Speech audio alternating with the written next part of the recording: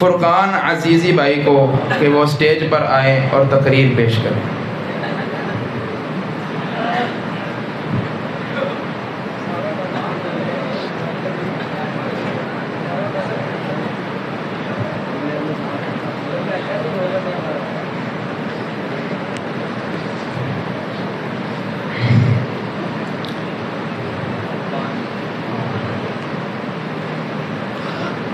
السلام علیکم ورحمۃ اللہ وبرکاتہ۔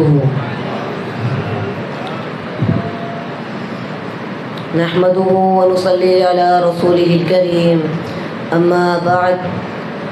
فاعوذ باللہ من الشیطان الرجیم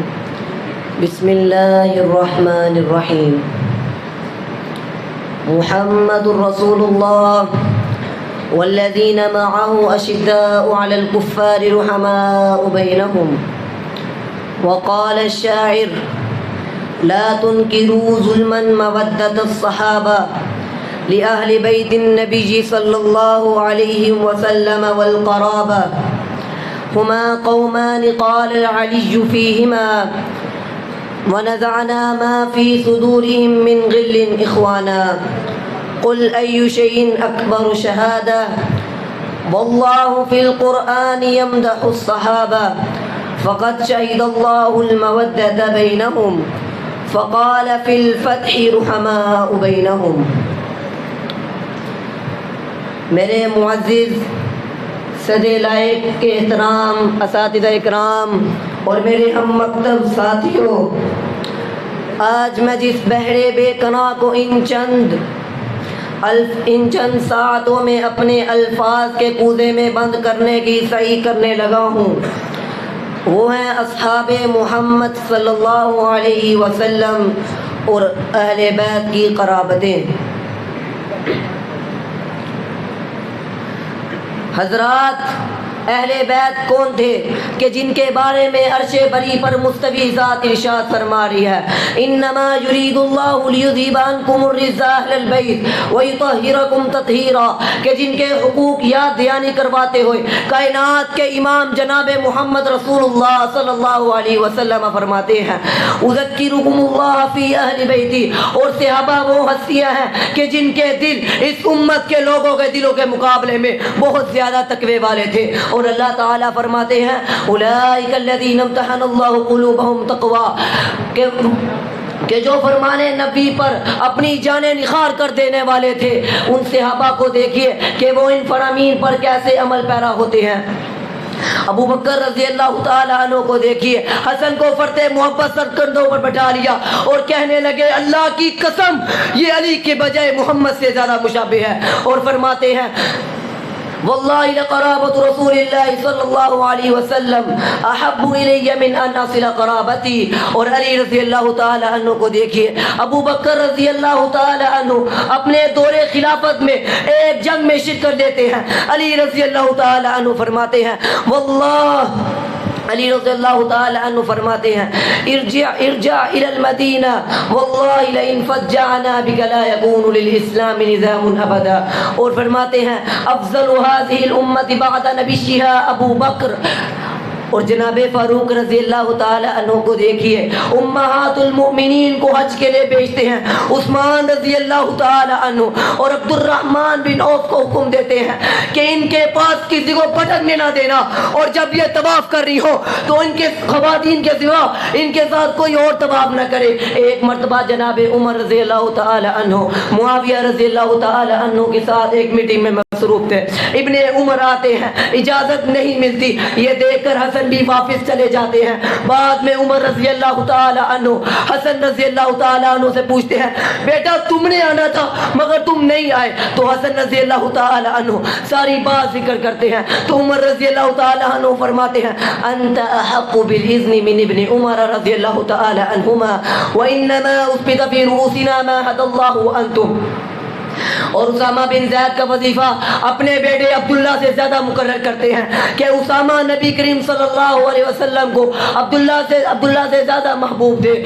اور صلاح استسقاء کا وقت آتا تو اللہ تعالیٰ کے حضور بطور واسطہ نبی کریم صلی اللہ علیہ وسلم کے چچا عبداللہ بن عباس کو پیش کر دیتے کہ یہ میرے حضور کے چچا اور اہل بیت کے بزرگ ہیں, اور اپنے بیٹے عبداللہ کے جو فقہائے مدینہ میں سے ہیں کی بجائے اہل بیت کے فرزند عبداللہ بن عباس کی صغر سنی کے باوجود اصحاب شورا کی مسجد میں شرکت کر دیتے ہیں.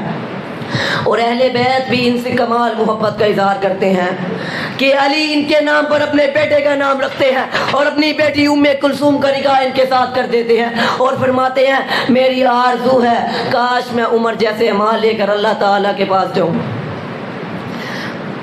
اور عائشہ رضی اللہ تعالی عنہ روضہ نبی میں عمر رضی اللہ تعالی عنہ کو جگہ دیتی ہے جو انہوں نے اپنے لیے رکھی تھی. اور یہ ذوالنورین ہے نبی کریم صلی اللہ علیہ وسلم کے دوہرائی داماد جناب حیدر کرار ان کے بارے میں فرماتے ہیں آپ رضی اللہ تعالی عنہ تو ان لوگوں میں سے ہیں جو الذین آمنوا ثم اتقوا ثم آمنوا ثم اتقوا کے مصداق ہیں کہ جن کے بارے میں نبی کریم صلی اللہ علیہ وسلم فرماتے ہیں الا استحیی من رجل تستحیی منہ الملائکہ کہ جن کا دفاع کرتے ہوئے حسن و حسین زخمی ہو جاتے ہیں. حضرات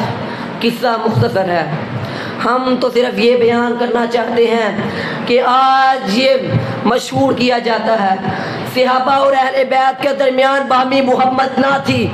یہ بات نہ عقلاً درست ہے نہ نقلاً درست ہے. یہ کیسے ہو سکتا ہے کہ جو صحابہ نبی کے ایک اشارے پر قد مر جانے کو تیار تھے, جنہیں اپنی موت کی قیمت پر بھی برداشت نہ ہوتا کہ نبی کو ایک کانٹا بھی چبھ جائے, جو کہے حضور آپ اشارہ کریں آپ کی انگلی بعد میں نیچے جائے گی, ہم پہلے سمندر میں چھلانگیں لگا چکے ہوں گے.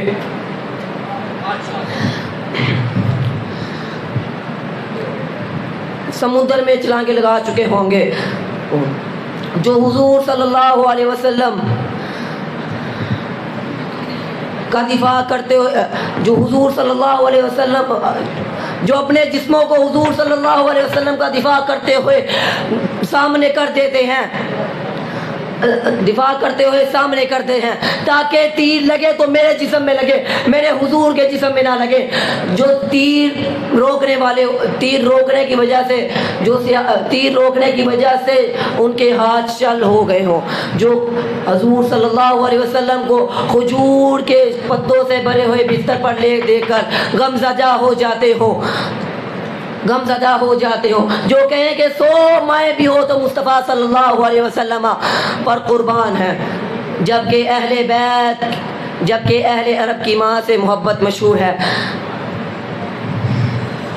یہ عمر بن عاص ہے جو سیاسی لحاظ سے معاویہ رضی اللہ تعالی عنہ کے گروہ میں سے ہے, جو علی رضی اللہ تعالی عنہ کے فضائل بیان کرتے ہوئے فرماتے ہیں لَأَن تَكُونَ لِي وَاحِدَةٌ مِّنْهُنَّ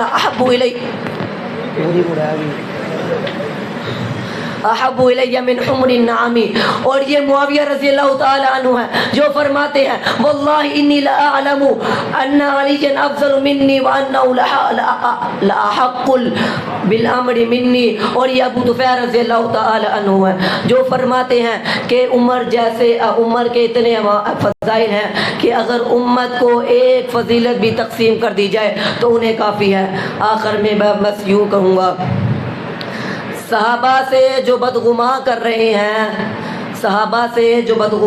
رہے ہیں منافق ہیں, خود کو عیاں کر رہے ہیں. یہ بہروپیوں کے دلوں میں